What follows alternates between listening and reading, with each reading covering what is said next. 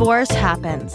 In fact, it happens to almost 50% of first marriages. So let's talk about it. Welcome to Divorce Happens, a podcast to educate, inspire, support, and yes, make you laugh through divorce and beyond so that you can start fresh on the next phase of your journey. Remember, divorce happens, and then we start fresh. You get divorced. You get divorced. Getting divorced? I'm getting a divorce. You're getting a divorce. Because she's getting a divorce. So what if I get divorced?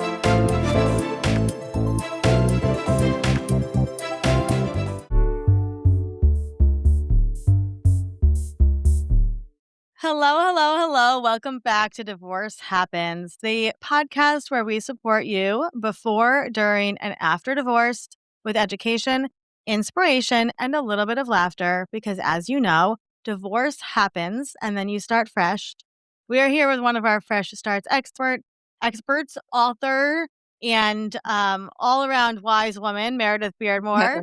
And she's here today to talk about a topic that is often, I'm going to say it's at the intersection of shame and shame, right? Yep. And so it's often not talked about. I'm going to let her introduce herself and then we'll dig in. Who are you, Meredith? Oh, who am I? I am Meredith Beardmore. I am a licensed therapist and author, and I also have a YouTube channel called Men with Mare. And yeah, you can check it out if you love songs and lyrics being analyzed from a therapeutic psychological perspective. Yeah. Meredith is an all-around cool girl. She's thank you. You're just a cool girl. Okay, Meredith. So Yes. one of your expertise based on both lived experience and the work you've done is the intersection of divorce and addiction. Yeah. This is not talked about much. I think, in fact, this is our first episode that we've ever done, and we're going on 200 episodes. So that just goes to show you. So let's dig into this. First of all, what is the difference between divorcing somebody that is not an addict? And also, well, I have so many questions for you. When we talk about addiction, what does that encompass, right? So I guess that's where we begin. And then what makes that type of divorce different? Okay. So what does addiction encompass? So lots of different things. Typically when I say alcohol and other drugs. But addiction does fall under other areas like gambling and shopping addiction, things like that. But primarily, the most people that I see, it's a spouse with a drug or alcohol addiction of some form. And what makes this divorcing an addict is different because you are not operating from the same reality. So in a typical divorce, people may disagree, but they're usually working from the same set of facts. And when addiction is involved, the addiction shapes how the person sees what's happening. So you're like competing with a disease and negotiating with someone that isn't, living in the true reality that you are also in. And behavior that concerns you then may be denied or minimized because if they acknowledge the behaviors, then that meant that they would have to confront the addiction. And the addiction is all of the focus. That's all that it is. So when children are involved, the dynamic creates a really difficult situation because it's different because it's about safety. So you're not dividing assets. You're not talking about schedules or holidays. You're sometimes having to demonstrate why certain safeguards need to be in place to protect your child. So turns into a very, very different thing. It's about safety and risk and reducing risk. So in terms of addiction and divorce, do you see, when you talk to people, is addiction like a reason that many people will seek divorce? Well, it's not exactly, it takes time for them to realize that that's actually the central problem. Because a lot of times when you're in a relationship with somebody that has an addiction, you are usually anticipating moods and trying to keep things calm and trying not to overreact, which I'm doing in quotations, because you know that if you challenge it in any way, the reaction can be really, really tough. And so, of course, you want to keep your family together and you want to keep it stable. So you often absorb that chaos that's going on. but the reactions that they have is the same. The blame gets shifted onto the spouse. And I like to tell people that a lot of times addiction looks very similar to narcissistic abuse. Now, they might not have a diagnosis of narcissistic personality disorder, but the patterns are very similar. So, in narcissistic dynamics, behavior is often about protecting one's image or protecting the narrative. That's their main focus. Now, with addiction, it's different because you're protecting the addiction, but the tactics look almost identical. So you might see things like shifting stories, denying things that clearly happened, rewriting history. But the big one with this is blaming you for their behavior. So with, let's say, porn addiction, it's I have to do this because you're not fulfilling me in this way, or you're not open to try this. And it's it really is disorienting. So you even question your own reality and if what you are experiencing is even that big of a deal, or that you are the one that needs to be fixed. A lot of times, some couples come into couples counseling with a partner that definitely has an addiction, porn addiction, but it's about what the spouse is, how they're reacting to it, because they just want you off their back. They want to continue doing whatever they want to do.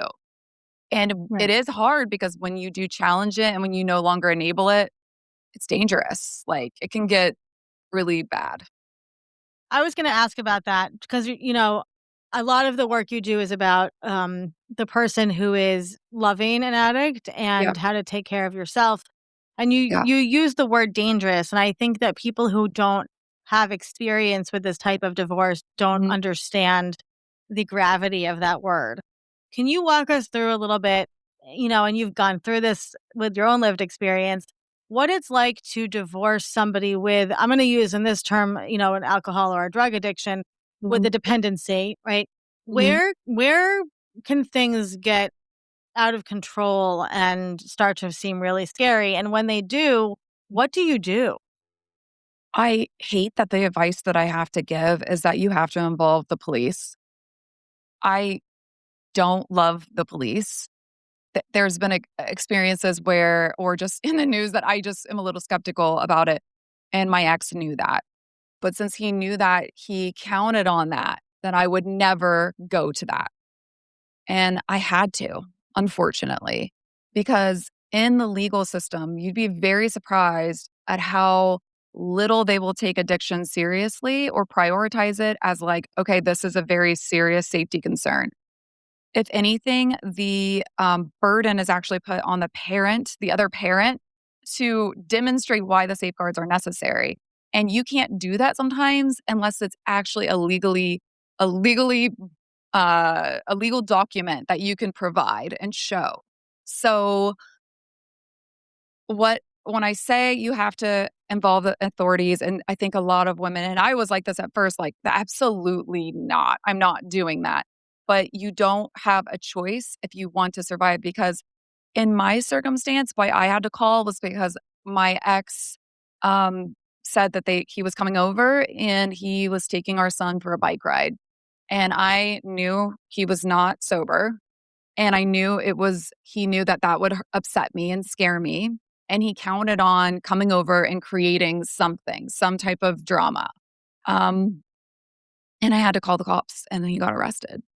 And, but it took 4 other times of him after that breaking the protection order for any other consequences to be had.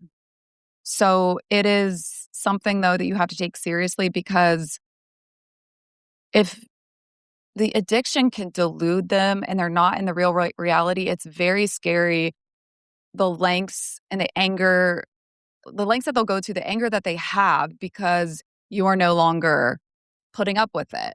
And so a lot of times it gets taken out on the children in some way, or their mom is taken away. I mean, I think that oftentimes the narcissistic abuse element with the addiction is so important to talk about. And it needs to be more of a common term, because we constantly see women that are losing their lives to their husband. or children. I mean, it's happening every day.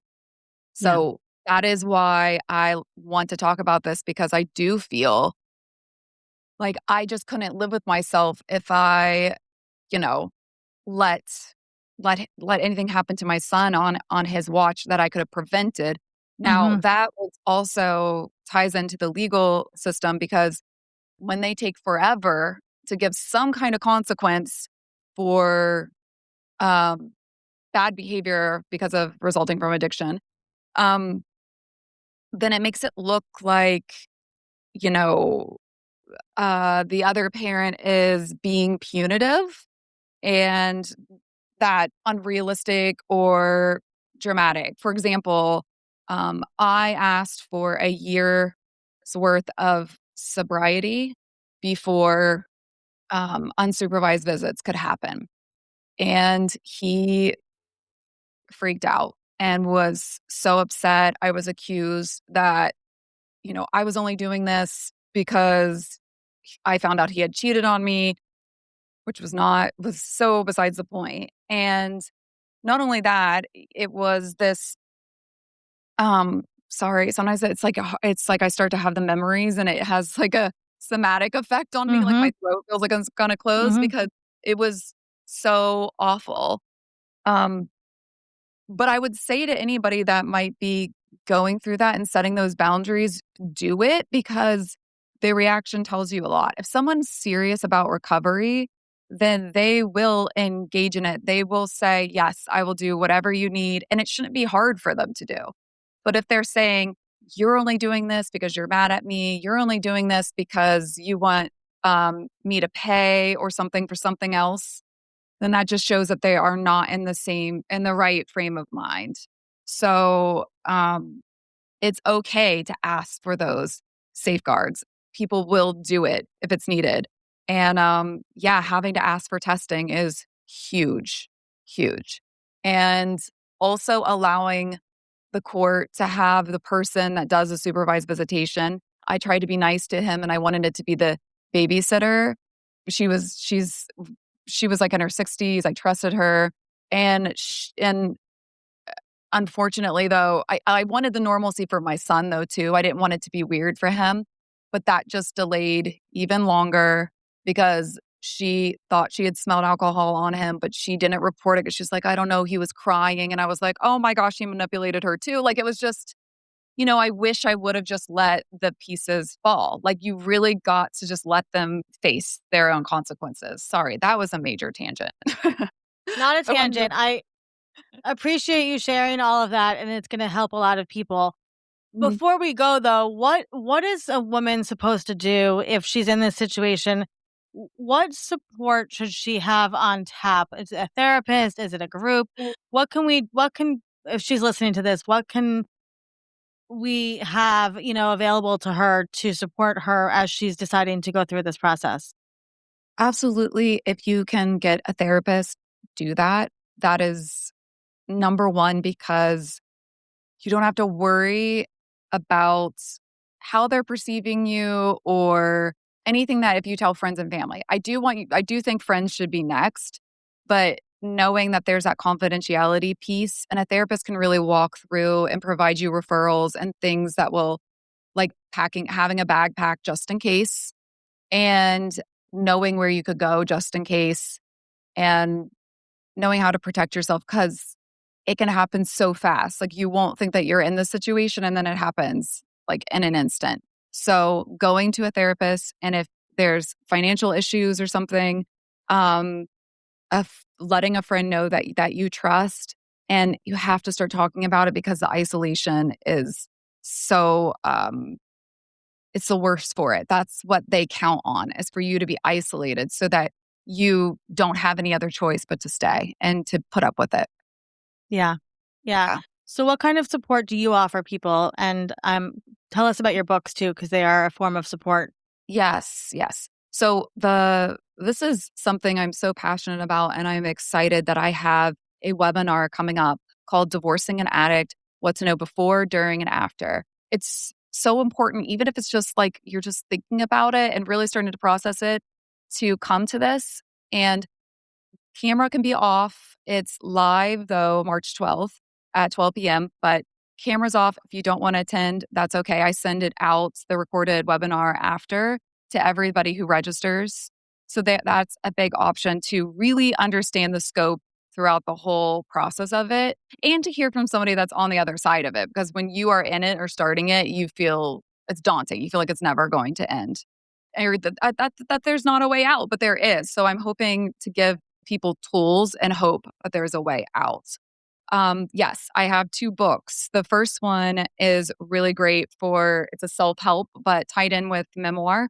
It's Hey Addiction, Thanks for Nothing, a brutally honest guide to loving an addict without losing your mind.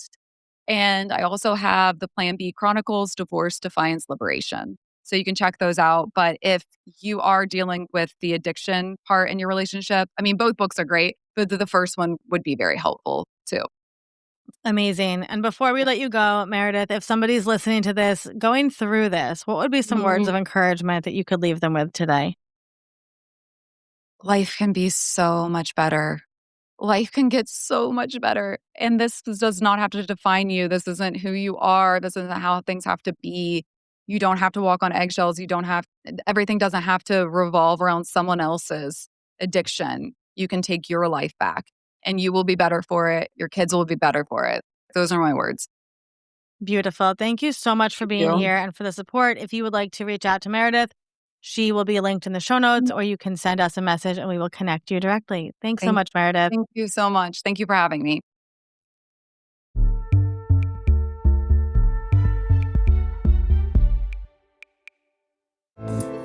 Divorce Happens is produced by Fresh Starts Registry, the only divorce registry platform for everything you need to begin again, including home items, hype team, and everything in between. Remember, divorce happens, and then we start fresh. We're here to support you before, during, and after divorce. Head to freshstartsregistry.com for more info.